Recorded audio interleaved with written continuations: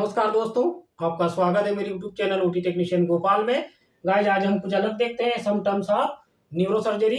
ठीक है, तो सम टर्म्स ऑफ न्यूरोसर्जरी में कौन कौन से टर्मिनोलॉजी यूज होते हैं, है ना। जैसे ऑपरेशन थिएटर हो गया या फिर वार्ड हो गया, तो उसमें जो हमारे सर्जन्स होते हैं, न्यूरोसर्जन्स होते हैं, जो कि ये टर्म्स का यूज करते हैं, है ना। तो इसको हमें जानना बहुत आवश्यक हो जाता है, क्योंकि नहीं तो हम समझ नहीं पाते हैं कि मोनोपेरेसिस क्या होता है ना। हेमीप्लेजिया क्या है। तो ऐसे जो टर्म्स होते हैं उसको आज हम डिटेल में पढ़ेंगे। वैसे तो न्यूरोसर्जरी के बहुत काफी टर्म्स होते हैं, लेकिन अभी हमने कुछ टर्म्स ही लिखे हैं जिसको आज हम डिटेल में पढ़ेंगे। तो हम देखते हैं सम टर्म्स ऑफ न्यूरोसर्जरी, है ना। तो हम थोड़ा सा देख लेते हैं न्यूरोसर्जरी क्या होता है ना।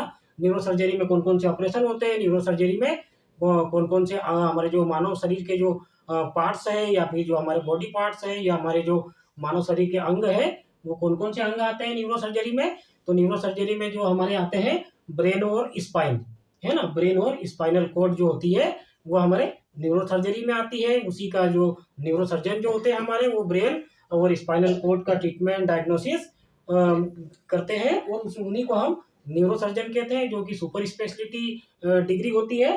ठीक है, तो न्यूरोसर्जरी में जो हमारे टर्म्स यूज होते हैं, तो उसमें जो हमारे जो मेन पार्ट्स हैं जो हमारे मानव शरीर के, जिसको जो कि ब्रेन और स्पाइनल कॉर्ड, है ना। तो ब्रेन क्या होता है, ब्रेन और स्पाइनल कॉर्ड के जरिए ही ये जो होता है ब्रेन हमारा, यही हमारे शरीर को कंट्रोल और कोऑर्डिनेट करता है ना। हमने कई बार पढ़ा भी है कि जो हमारा ह्यूमन ब्रेन होता है वो सबसे डेवलप ब्रेन होता है ना। ऐसा ब्रेन किसी के पास नहीं है मानव के अलावा। तो जो हमारा ब्रेन होता है बहुत ही इंपॉर्टेंट होता है, इंपॉर्टेंट ऑर्गन होता है हमारे शरीर के लिए।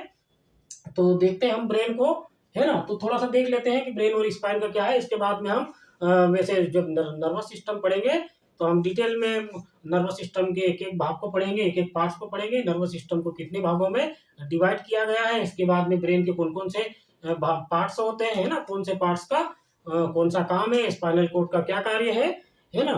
तो ये सब सारी चीजें हम बाद में पढ़ेंगे। अभी हम टर्मिनोलॉजी के तौर पे हम थोड़ा सा ब्रेन को देख लेते हैं ना। तो जो मानव ब्रेन है, जो ह्यूमन ब्रेन है, वो हमारे शरीर को कंट्रोल एवं कोऑर्डिनेट करता है। उसी के जरिए हमारी जो शरीर की सारी गतिविधि का संचालन होता है। और ये जो हमारे मानव जीवन के लिए ब्रेन जो होता है हमारा बहुत ही इंपॉर्टेंट होता है। और जो ब्रेन का जो वजन है, वो हमारे मानव शरीर में जो ब्रेन का वजन है वो 1400 से 1450 ग्राम होता है ना। 1400 से 1450 ग्राम। ये जो एडल्ट जो मेल होता है उसका जो ब्रेन का जो वेट है, जो वजन है, वो 1400 से 1450 ग्राम, है ना। इसके बीच में एडल्ट जो वयस्क होता है, पुरुष होता है, उसका होता है। इसके अपोजिट जो हमारी जो फीमेल्स होती है, जो महिलाएं होती है, जो एडल्ट फीमेल होती है, उसमें 1300 से 1350 होता है ना। तो 100 ग्राम का थोड़ा सा अंतर रहता है। तो ऐसा नहीं है कि महिलाओं या फिर लड़कियों में ब्रेन जो कम दिमाग होता है, लेकिन उनके जो दिमाग का जो वजन है, उसका जो वेट है, वो थोड़ा सा कम होता है ना। इसके बाद में बच्चों का तो बहुत ही कम होता है, 300-400 ग्राम के आसपास बच्चों का जो इन्फेंट होते हैं, बच्चों का वजन, ब्रेन का वजन इतना होता है। ठीक है, तो इसको तो हम बाद में देखेंगे। अब हम देखते हैं कि जो हमारा ब्रेन है, वो जो स्पाइनल कॉर्ड है, जो कि हमारे शरीर के जो इतने इम्पोर्टेंट है, उसी के जरिए जो हमारा पूरा जो हमारी क्रियाकलाप है, जैसे कि हमें धूप लगती है, या हमें भूख लगती है, या हमें प्यास लगती है ना, या हमें ठंड लगती है। तो ये जो सारी क्रियाओं की जो अनुभूति होती है, ये सब हमारे ब्रेन के जरिए ही कंट्रोल होती है और कोऑर्डिनेट होती है। उसी के जरिए हमारी पूरी बॉडी का संचालन होता है। ठीक है, तो जो ब्रेन जो होता है, ये हमारे मानव शरीर का ह्यूमन ब्रेन जो होता है बहुत ही डेवलप होता है और बहुत ही इंपॉर्टेंट ब्रेन होता है। तो उसकी सुरक्षा के लिए भी जो हमारी स्कल होती है, जो हमारी खोपड़ी होती है, उसी में हमारी क्रेनियल बोन होती है ना। क्रेनियल बोन होती है, और उसी क्रेनियल बोन में, क्योंकि जो हमारा ब्रेन है, अभी हमने बताया कि ये शरीर का सबसे महत्वपूर्ण जो अंग होता है, ऑर्गन्स होता है, तो उसकी सुरक्षा भी बनती है, जो कि सब पूरे शरीर को जो कोऑर्डिनेट कर रहा है, पूरे शरीर को जो कंट्रोल कर रहा है, उसकी सुरक्षा भी होती है। जैसे कोई बड़ा वीआईपी होते हैं, जैसे कोई प्रधानमंत्री हो गया, तो जो उनकी सुरक्षा में, जो कि देश में एक ही प्रधानमंत्री होता है देश का, तो उसकी सुरक्षा में कितनी एजेंसियां लगी रहती है ना। तो पूरा घेरा करके रखते हैं उनको, कि कोई भी व्यक्ति उनके बीच में या उनके पास तक नहीं पहुंच पाए, है ना। तो वैसे ही हमारे जो ब्रेन होता है, जो कि बहुत ही स्मूथ और इंपॉर्टेंट ऑर्गन्स होता है, उसकी भी सुरक्षा में जो हमारी क्रेनियल बोन है वो लगी रहती है। और ये जो क्रेनियल बोन होती है, ये हमारी 8 प्रकार की बोन होती है, 8 बोन होती है क्रेनियल, है ना। तो ये भी हम थोड़ा सा देख लेते हैं। क्रेनियल बोन होती है जो कि हमारे ब्रेन की सुरक्षा करती है ना, और इसीलिए जो ब्रेन जो है हमारे शरीर को जो कंट्रोल करता है, हमारी बॉडी को कोऑर्डिनेट करता है, इसीलिए भगवान ने ब्रेन को सबसे ऊपर बनाया है, ताकि ऊपर से तो नीचे सबका कंट्रोल रहेगा, है ना। ऊपर मतलब अधिकारी बना के बिठा दिया है कि भैया आपको ऐसा करना है वैसा करना है। तो ये जो ऊपर से ही सारे नीचे के जो ऑर्गन्स होते हैं ये उनको कोऑर्डिनेट और कंट्रोल ऊपर बैठ के ही करते हैं। अब इतना बड़ा जो इम्पोर्टेंट जो ऑर्गन्स है हमारा, उसकी सुरक्षा के लिए हमने बताया कि ये कमांडो हमारे 8 हमारे एसपीजी कमांडो लगे रहते हैं उनकी सुरक्षा में। तो ये जो क्रेनियल बोन होती है उसको हम देखते हैं कि जो 8 प्रकार की जो हमारी बोन होती है ना। तो ये हमारी हो गई फ्रंटल बोन हो गई, पैराइटल बोन हो गई, ऑक्सीपिटल बोन हो गई, टेम्पोरल बोन हो गई, एथमाइड बोन हो गई और स्पेनाइड बोन हो गई। ठीक है गाइस, तो ये हो गई हमारी 6 बोन। लेकिन इसमें जो हमारी जो पैराइटल बोन होती है वो 2 होती है, एक लेफ्ट साइड होती है और एक राइट साइड होती है ना। तो ये हो गई 7। इसके बाद में जो हमारी टेम्पोरल बोन है नंबर 4 वाली जो लिखा है टेम्पोरल बोन, ये भी 2 होती है ना। तो ऐसे करके 8 हो जाती है। टेम्पोरल भी लेफ्ट भी होती है और राइट भी होती है। तो ऐसे करके ये जो हमने 6 लिखी है तो ये 8 बोन हो जाती है ना। तो ये 8 बोन मिलकर एक दूसरे का हाथ बांधे हुए ये हमारी ब्रेन की सुरक्षा करती है ना। तो ये जो एक दूसरे से जुड़ी रहती है जिसको कि क्रेनियल सूचर कहते हैं, है ना। तो ये पूरा घेरा बना के ये बोन हमारे ब्रेन की रक्षा करती है। और ये जो सारी बोन को क्रेनियल बोन को याद करने की एक ट्रिक भी है जिसको कि हम पेस्ट ऑफ कहते हैं। ठीक है गाइस, पेस्ट ऑफ, है ना। पी से पैराइटल, ई से एथमाइड, एस से स्फिनॉइड, टी से टेम्पोरल, है ना, ओ से ऑक्सीपिटल और एफ से फ्रंटल। ठीक है, तो इसको हम क्या कहेंगे, पेस्ट ऑफ करके भी एक ट्रिक है जिसको हम क्रेनियल बोन को हम याद कर सकते हैं जो कि 8 प्रकार की होती है। तो चलिए अब देखते हैं हम टर्मिनोलॉजी, है ना। तो हमने बहुत वैसे तो न्यूरो सर्जरी में बहुत टर्मिनोलॉजी होती है, हमने कुछ लिखी है जिसको आज हम पढ़ते हैं, है ना। तो मैं पहले पढ़ के बता दूं आपको। ये लिखा है मोनोपेरासिस, है ना। दूसरे नंबर पे मोनोप्लेजिया, फिर हमारा है हेमीपेरासिस, फिर हेमीप्लेजिया, फिर क्वाड्रीपेरासिस, फिर क्वाड्रीप्लेजिया, है ना।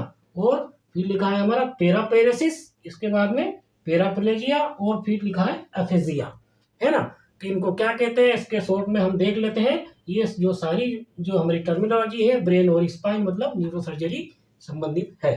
ठीक है, तो मोनोपेरेसिस किसको कहेंगे, नंबर पहला वाला नंबर देखते हैं। मोनोपेरेसिस किसको कहेंगे, मोनोपेरेसिस क्या होता है कि वीकनेस ऑफ एनी वन, है ना, लिम्ब।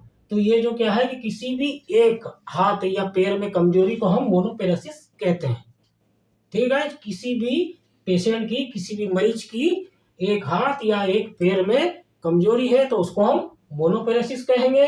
इसके बाद में मोनोप्लेजिया किसको कहेंगे, इसका भी सेम ऐसा ही है। मोनोप्लेजिया मतलब किसी भी एक हाथ या पैर में लकवा मार जाना या पूर्ण रूप से वो काम करना बंद कर देते हैं ना, जिसको कि हम लकवा कहते हैं, पक्षाघात, है ना।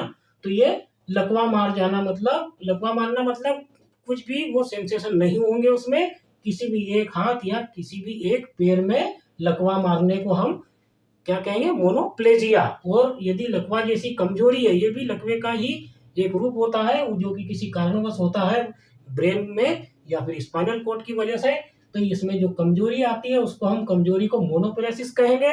और जो लकवा मारता है उसको मोनोप्लेजिया, है ना। मोनोप्लेजिया मतलब किसी भी एक हाथ या पैर में लकवे का मार जाना या पक्षाघात होना। ठीक है, इसके बाद में हमारा होमोपेरेसिस, है ना।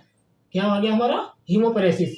हीमो देखते हैं हमारा तीसरे नंबर का, है ना। तीसरे नंबर पर क्या है, हेमीपेरासिस, है ना। हेमीपेरासिस का क्या मतलब है, वन साइड ऑफ वीकनेस। यदि एक साइड में जो हमारी साइड होती है, चाहे वो लेफ्ट भी हो सकती है राइट भी हो सकती है, तो हेमीपेरासिस मतलब वन साइड ऑफ वीकनेस, है ना। इसके बाद में क्या है हमारा हेमीप्लेजिया। हेमीप्लेजिया मतलब वन साइड ऑफ, क्या है इसका, वन साइड ऑफ पैरालिसिस, है ना। पक्षाघात होना मतलब इसमें कमजोरी रहेगी और इसमें पूरा सा अपना लकवा मार जाएगा, जिसको हम हेमीप्लेजिया कहते हैं। इसके बाद में क्वाड्रीपेरेसिस क्या होता है, क्वाड्रीपेरेसिस वीकनेस ऑफ फोर लिम्ब, है ना। दोनों हाथ और दोनों पैर में यदि कमजोरी है तो उसको हम क्वाड्रीपेरेसिस कहेंगे। इसके बाद में क्वाड्रीप्लेजिया। क्वाड्रीप्लेजिया मतलब दोनों हाथ या दोनों पैर में लकवा मार गया है तो उसको हम क्वाड्रीप्लेजिया कहेंगे। इसके बाद में पेरापेरेसिस, है ना। पेरापेरेसिस किसको कहेंगे, किसी भी पेशेंट को या मरीज में है ना। पेरापेरेसिस यानी वीकनेस ऑफ लोअर लिम्ब, किसी भी मरीज की या पेशेंट की यदि दोनों पैर नहीं चल रहे हैं, लोअर लिम्ब नहीं चल रहे हैं, तो उसको हम पेरापेरेसिस कहेंगे। ठीक है। इसके बाद में पेराप्लेजिया, पेराप्लेजिया यानी जो मरीज है हमारा, उसके दोनों पैरों में लकवा मार जाना, पक्षाघात होना, उसको हम क्या कहेंगे, पेराप्लेजिया, है ना। इसके बाद में लास्ट वाला है हमारा अफेजिया। अफेजिया ने वीकनेस ऑफ स्पीच, बोलने में जो कमर बोल नहीं पाते, बोलने में जो असमर्थ होते हैं मरीज, जो पेशेंट, उसको अफेजिया कहते हैं ना। अफेजिया मतलब बोलने में असमर्थ, है ना। पेशेंट देख रहा है, सुन रहा है, लेकिन बोल नहीं पा रहा है, उसको अफेजिया कहेंगे। मतलब ये अफेजिया क्या है कि अधिकांश जो अफेजिया होता है वो जो ब्रेन की लेफ्ट साइड में यदि कोई इंजुरी होती है तब ये उसका मुख्य रूप से उसमें होता है। और मैं आपको बता दूं कि जो सारे टर्म्स है ये हमारे न्यूरो सर्जरी की लिखा है ना, न्यूरो सर्जरी के टर्म्स। न्यूरो सर्जरी में क्या आता है, ब्रेन और स्पाइनल कॉर्ड। तो ये जो सारा चीजों का जो टर्मिनोलॉजी है, जिसको इन सब का कारण होता है या तो ब्रेन में ट्यूमर है ना, या ब्रेन ट्यूमर है, या तो फिर ये हमारी जो स्पाइनल कॉर्ड है उसमें ट्यूमर है, या तो ब्रेन में हेड इंजुरी है ना, हेड इंजुरी की वजह से ब्रेन को चोट लगी है, या तो ब्रेन डैमेज हो गया है, ब्रेन इंजुरी है ना, या फिर जो हमारी स्पाइनल कॉर्ड होती है, या फिर जो हमारी पीछे की रीढ़ की हड्डी होती है उसमें कोई चोट लगी है। तो ये जो जो चीजें होती है, ये कमजोरी और पैरालिसिस, ये सब का कारण जो होता है या तो हमारे ब्रेन में या फिर हमारे स्पाइनल कॉर्ड में ट्यूमर हो सकता है ना, या चोट लगी है, या फिर हमारे दिमाग की नसें किसी बीमारी की वजह से हमारे दिमाग की नसें सिकुड़ गई है, दिमाग की नसें फट जाती है, या फिर स्पाइनल कॉर्ड में जो हमारी रूट्स होती है वो कट जाती है, स्पाइनल कॉर्ड किसी उसमें ट्रोमा में कट जाती है, डैमेज हो जाती है। तो ये सब सारी चीजें जो है वो हमारे ब्रेन और स्पाइनल कॉर्ड में इंजुरी होती है, उसी वजह से ये सारी चीजें होती है। ठीक है भाई, तो आप प्लीज आप इसका नोट्स बनाएं और वीडियो को ज्यादा से ज्यादा शेयर करें, है ना। और यदि नए हैं तो प्लीज आप चैनल को सब्सक्राइब करें। बाद में फिर हम और देखेंगे न्यूरो सर्जरी की टर्मिनोलॉजी। Thank you.